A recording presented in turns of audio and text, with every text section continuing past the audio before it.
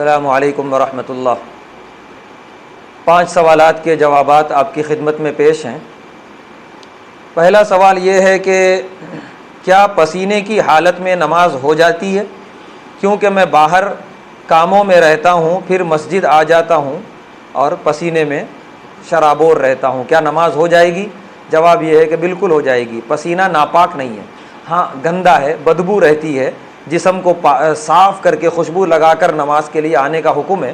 لیکن کسی مجبوری میں وقت نہیں ہے آپ کے پاس، اور نہ جو ہے آپ گھر کے قریب ہیں کہ فوراً جا کے آپ غسل کر کے آ سکتے ہیں، آپ کام کاج میں ہیں، تو میرا مشورہ یہ ہے کہ آپ تھوڑی دیر ہوا میں بیٹھ جائیں تاکہ پسینہ خشک ہو جائے، بدبو وغیرہ ذرا سا کم ہو جائے، پھر نماز پڑھیں تو زیادہ بہتر ہوگا، رحمت کے فرشتے قریب آئیں گے۔ اگر اسی حالت میں اگر آپ نے نماز پڑھی تو رحمت کے فرشتے قریب نہیں آئیں گے بدبو کی وجہ سے، لیکن نماز ہو جائے گی، کیونکہ پسینہ ناپاک نہیں ہے، نماز آپ کی ہو جائے گی۔ تو مشورہ یہ ہے کہ تھوڑا سا پسینہ خشک کر لیں، پھر اس کے بعد جو ہے جماعت میں شریک ہوں تو زیادہ بہتر رہے گا۔ اس کے بعد کا سوال یہ ہے شرمگاہ کی حفاظت کیسے کریں؟ قرآن نے خود بتا دیا، نگاہ کی حفاظت کریں، شرمگاہ کی حفاظت خود ہو جائے گی۔ نگاہ کی حفاظت اگر نہیں ہوئی، ایک دن شرمگاہ بھی غیر محفوظ رہے گی، محفوظ نہیں رہے گی، شرمگاہ کے گناہ ہوتے چلے جائیں گے۔ تو قرآن نے خود بتا دیا، نگاہ کی حفاظت کر لو، شرمگاہ کی حفاظت خود ہو جائے گی انشاءاللہ۔ اس کے بعد کا سوال یہ ہے لڑکے سے پہلے لڑکی کی شادی کرنا کیسا ہے؟ میں بہت پریشان ہوں مفتی صاحب، 4 بہن ہیں میری، 1 بڑی بہن اور 3 چھوٹے۔ گھر والے پوروں کی شادی کے بعد میری کرتے بول رہے، میرا نفس کنٹرول نہیں ہو رہا ہے، تنہائی کے گناہ ہو جا رہے ہیں، نہیں چاہ کے بھی، بہت افسوس ہے اس پر، کیا کروں اب لیکن میں پاک زندگی گزارنا چاہتا ہوں، سمجھ میں نہیں آ رہا ہے کہ میں کیا کروں۔ ابھی 10 سال لگ جائیں گے میری شادی ہونے تک، گھر والے نہیں سن رہے ہیں، کیا کرنا، کتنا سمجھانا؟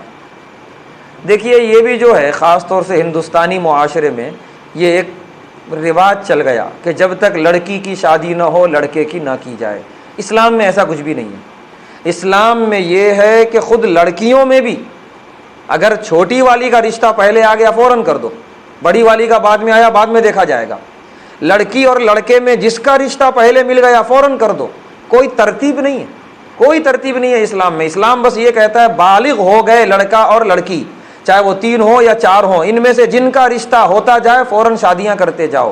اس لیے لڑکیوں کی وجہ سے لڑکوں کو روکے رکھنا یہ غلط ہے، یہ معاشرہ غلط کر رہا ہے، والدین غلط کر رہے ہیں، گھر کے بڑے ذمہ دار غلط کر رہے ہیں، اور یہ پورا معاشرہ اس کا ذمہ دار ہے۔ اس لیے ذمہ دار ہے اگر کہیں پر جو ہے لڑکیوں کی نہیں ہوئی اور لڑکے کی ہو گئی بھائی کی، تو دوسرے لوگ سوچتے ہیں کہ لڑکی میں کوئی خرابی تو نہیں ہے کہ ابھی تک اس کی شادی نہیں کرے اور لڑکے کی کر دی ہے۔ یہ پورا معاشرہ جو ہے اس میں گرفتار ہے، خواہ مخواہ کا ان کی سوچ خراب ہوتی ہے۔ تو معاشرے میں اس رواج کو ختم کرنے کی ضرورت ہے۔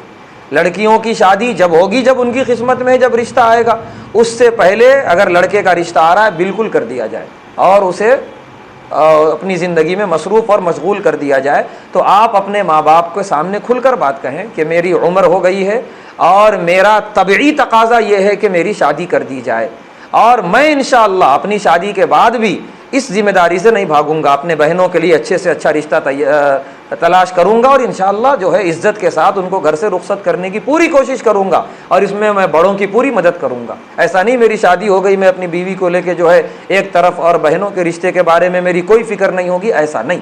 آپ جو ہے یقین دلائیے بڑوں کو، اس کے بعد آپ شادی کیجئے اور اپنے بعد اپنے بہنوں کی کرائیے۔ یہ ہے اسلامی طریقہ اور یہ ہے اسلامی مزاج۔ اس کے بعد آخری سوال یہ ہے کہ آپ نے جمعہ کے بیان میں فرمایا کہ کعبے کے پاس جا کے دکھاوے کے لیے فوٹو لے رہے ہیں، لیکن کچھ لوگ ایسے بھی ہیں جو یاد کے لیے فوٹوز لیتے ہیں، وہاں سے آنے کے بعد اپنے گھر والوں کو فوٹوز بتانے کے لیے کہ یہ مقام ہے، کیا اس نیت سے فوٹو لینا جائز ہے؟ بالکل بھی جائز نہیں ہے، بالکل بھی جائز نہیں ہے۔ ان مقدس مقامات پہ ٹھہر کر جو ہے فوٹو وغیرہ لینا، اگر آپ کی نیت یہ ہے مقامات کو بتانے کی، صرف مقام کا فوٹو لیجئے، صرف غار ہیرا کا فوٹو لیجئے، صرف غار سور کا فوٹو لیجئے، صرف صفا مروہ کی فوٹو لیجئے اگر بتانا ہی ہے آپ کو، ورنہ اس کی بھی ضرورت نہیں ہے، گوگل کی دنیا ہے، ایک مرتبہ سرچ کیجئے، ساری چیزیں آ جاتی ہیں، سارے فوٹو، ہر ناحیے سے فوٹو آ جاتا ہے، جدھر سے دیکھنا چاہیں دیکھیے آپ کعبے کو، گوگل پہ سرچ کر کے آپ اس کی فوٹوز نکالیں گے تو آپ کو فوٹو کھینچنے کی اور اس تکلیف کی ضرورت ہی نہیں ہے۔ لیکن پھر بھی آپ کھینچنا چاہتے ہیں تو اپنے آپ کو ہٹائیے وہاں سے، صرف کعبہ، صرف مقام ابراہیم، صرف حرم، اس طرح کی فوٹو لیجئے تو یہ بھی دکھانے کے لیے کافی ہو جائے گی۔